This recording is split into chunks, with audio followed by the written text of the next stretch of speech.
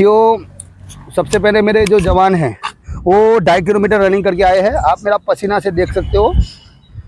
हम लोग अभी 2.5 किलोमीटर रन करके आए। अभी हमारा हार्ड एंड फास्ट कोशिश करूँगा 15 मिनट कितने बंदे टिकते हैं। आज हार्ड हमारी पीटी है 15 मिनट का। वीडियो में बने रहना है।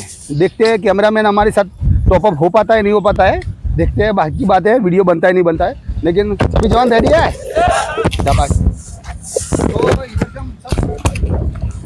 હવે તમે આજે જોઈ શકો છો કે સાહેબે મતલબ મેં જે રીતના આજે 2 કિલોમીટર પ્લસ રનિંગ કરાવી અને ત્યાર પછી આજે સાહેબે રફ એન્ડ ટફ એક્સરસાઇઝ લઈને આવ્યા। 30 દિવસની જે આપણે ઓનલાઈન ફ્રી ટ્રેનિંગ ચાલતી હતી હવે તે પૂરી થઈ ગઈ છે અને ત્યાર પછી અમારી એકેડમીની જે ડેલી સિસ્ટમ પ્રમાણે મતલબ મેં જે એક્સરસાઇઝ છે તે એક્સરસાઇઝનું શેડ્યુલ પણ ચાલુ થઈ ગયું છે। તમે તમારી આંખોથી લાઈવ વિડીયોના માધ્યમથી તમે જોઈ શકો છો કે સાહેબે હવે મતલબ મેં બધાને એકસાથે રેડી ગો કરાયા છે અને સાહેબ મતલબ મેં હેલિપેડથી આજે મારા રૂમ તરફ લઈ ગયા છે અને ત્યાં હવે આ સાહેબે મતલબ પોઝિશન કરાવીને હવે બેન્ચ સ્ટ્રેચ કરવાનું શરૂ કરી દીધું છે। તો આ મારી એકેડમીની જે ખાસિયત છે કે મતલબ મેં રનિંગ પછી હાર્ડ એક્સરસાઇઝ કરાવવું અને સ્ટેમિનાને અપ કરવું અને મોરલને વધારવું। તો તમે આ જોઈ શકો છો કે સાહેબ મતલબ મેં કઈ રીતના એક્સરસાઇઝ કરી રહ્યા છે। તો દરેક છોકરાઓ આજે રનિંગ કરીને આવ્યા છે અને ત્યાર પછી રફ એન્ડ ટફ હવે એક્સરસાઇઝ કરી રહ્યા છે। તમે વિડીયોના માધ્યમથી લાઈવ જોઈ શકો છો ને હવે ખાલી ફોરેસ્ટ જ નહીં પરંતુ ફોરેસ્ટ, પોલીસ,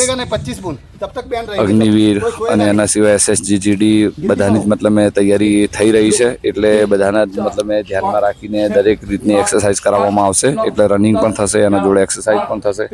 એના સિવાય જેની મતલબ મેં બીમના પ્રોબ્લેમ્સ છે એના માટે જે હાથની એક્સરસાઇઝ છે તો બીમ માટે ખાસ કરીને હાથને મજબૂત કરવું બહુ જરૂરી છે। જેથી તમે આજે જોઈ શકો છો કે મતલબ મેં સાહેબ જે બેન્ચ સ્ટ્રેચ કરાવી રહ્યા છે તો એમાં કઈ રીતના પોઝિશન છે। હવે આ પછી હવે સાહેબે કોબરા પોઝિશન કરાવી છે।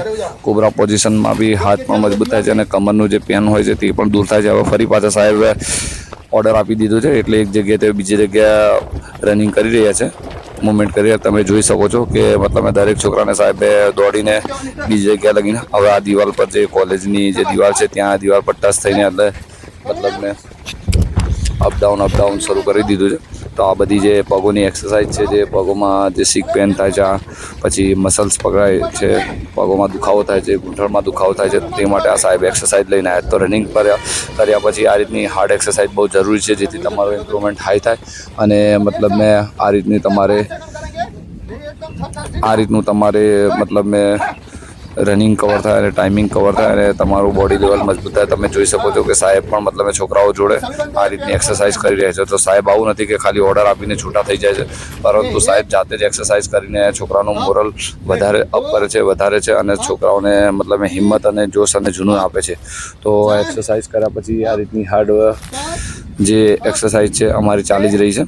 તો તમે વિડીયોના માધ્યમથી જોઈ શકો છો। તમે પણ વિડીયો જોઈને આ રીતની તૈયારી કરી શકો છો। ખાલી જ રનિંગ કરવાથી ટાઈમિંગ કવર થતું નથી। રનિંગ કર્યા પછી મતલબ મેં એક્સરસાઇઝ કરવી બહુ જરૂરી છે જેથી તમને શરીરમાં ફિટનેસ લેવલ પર સુધારો આવે અને શરીર પર તમારી ઇફેક્ટ આવે। તો રનિંગ કર્યા પછી જો તમે બેસી જશો, તમે ઊભા થઈ જશો, હોઈ જશો તો તમારા બોડીને નુકસાન થવાનું ખતરો છે ને જો રનિંગ કર્યા પછી આ રીતની તમે એક્સરસાઇઝ કરશો તો તમારી બોડી પણ ફ્રી થશે અને રનિંગનું તમને જે ટાઈમિંગ છે તે પણ ખબર નહીં પડે અને કવર થઈ જશે।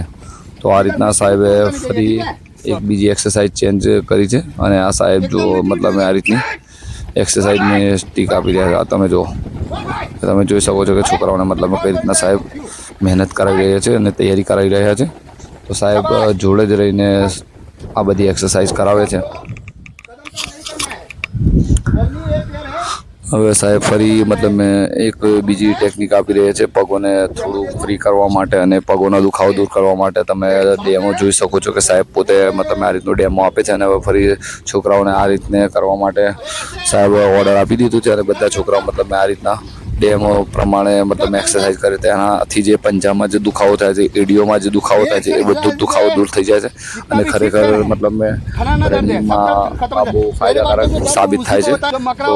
તો જેથી હવે મતલબ મેં આ રીતની એક્સરસાઇઝ તમે હવે સાહેબ ફરી પાછું એક બીજી એક્સરસાઇઝ માટે મતલબ મેં સમજાવી રહ્યા છે। હવે સાહેબ મતલબ મેં એનું પણ ડેમો આપશે અને ડેમો કર્યા પછી મતલબ મેં સાહેબ આ રીતનું ઓર્ડર આપશે. તો તમે જોઈ શકો છો કે બધા જ છોકરાઓનું ધ્યાન જે છે તે સાહેબ બાજુ છે અને સાહેબ કઈ રીતે એક્સરસાઇઝ કરે છે તેને ખૂબ ધ્યાનથી જોઈ રહ્યા છે. તો સાહેબ મતલબ મેં આ રીતના ડેમો આપીને અને જોડે એક્સરસાઇઝ કરીને છોકરાઓને લેવલને હાઈ કરી રહ્યા છે.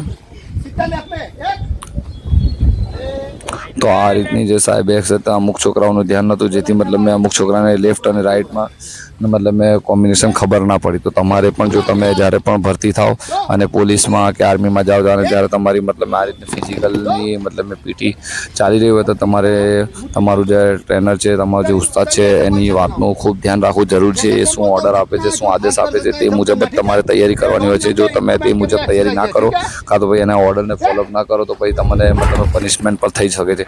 જેથી મતલબ મેં તમારે આ રીતના ફિઝિકલમાં તમારે મગજ હાજર રાખવું બહુ જરૂરી છે, ધ્યાન તમારું હાજર રાખવું બહુ જરૂરી છે. હવે સાહેબે મતલબ એ એક્સરસાઇઝ હટાવીને હવે ખાલી આગળ પાછળ કરવા માટે સાહેબે મતલબ સમજાય, કેમ કે લેફ્ટ એન્ડ રાઇટનું કોમ્બિનેશન ના થયું એટલે સાહેબે પછી એક્સરસાઇઝ ચેન્જ કરી, કારણ કે બધા છોકરાનું ધ્યાન નહોતું. તો સાહેબ એ સમજાવવા માંગે છે કે ભાઈ તમારું બધાનું મતલબ મેં ટ્રેનર બાજુ ધ્યાન હોવું જરૂરી છે, જેથી તમારે મતલબ આ તમે જોઈ શકો છો કે કઈ રીતના છોકરાઓ જમ્પ લઈ રહ્યા છે. તો આ જે જમ્પ છે તે લાંબી કૂદમાં તમને બહુ ફાયદા